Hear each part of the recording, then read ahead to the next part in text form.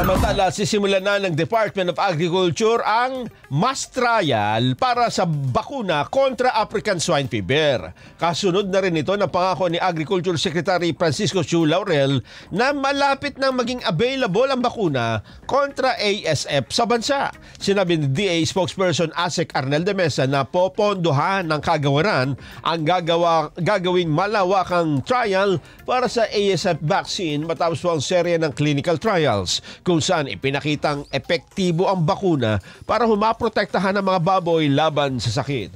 Ang mga bakunang isasalang sa mass trial ay mula po naman sa Vietnam. Ayan dyan, sa Vietnam na tayo talaga umaasa. Talaga, pagdating sa agrikultura, pati bakuna.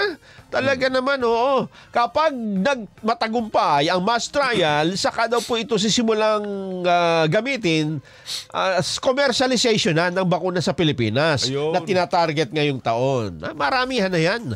Paliwanag ni Asik de Mesa, mahalaga ang nationwide immunization drive laban sa ASF para humapigilan ang pagkalat ng sakit na ito sa baboy at muling mapasigla ang hog industry sa bansa. Dahil sa ngayon dyan, ang daming ayaw mag-alaga. Ay, nakakatakot talaga. Tsaka matatakutin ka talaga dyan sa kabila, kapitbahay nyo, ng mga taylahan. Nako. Totoo naman nung ako'y nag-alaga ng baboy, sabi, bakit ka nag-alaga ng baboy? Namatay yung mga baboy dito sa lahat. Yung radius pa naman yun, parang 1 kilometer ata yan. Mula doon sa kung saan meron namatay. Yung mga baboy ko, nung namatay, kakarnihin. Kakatayin na pala. Pinatay talaga. Ayun. At saka yung Vietnam kasi matagal talaga nagde-develop ng nakita nilang potential na yan. Kasi nga, ang kanilang naisip dyan, Jen, ang agrikultura, hindi basta tanim lang, hindi basta alaga lang ng... Kinumpleto na nila. Pati pestisidyo, kumbaga sa halaman yan. Kinumpleto na nila.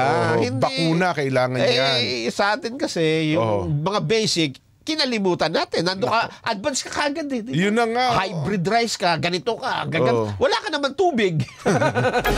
Yung basic, ano pa ayaw pang simulan yan, ha? Dapat dun muna, sana. Kaya yung Vietnam, nung natuto sa atin, pinagbuti pa nila. Yes. Ngayon, lagpas-lagpas na sila ngayon sa atin.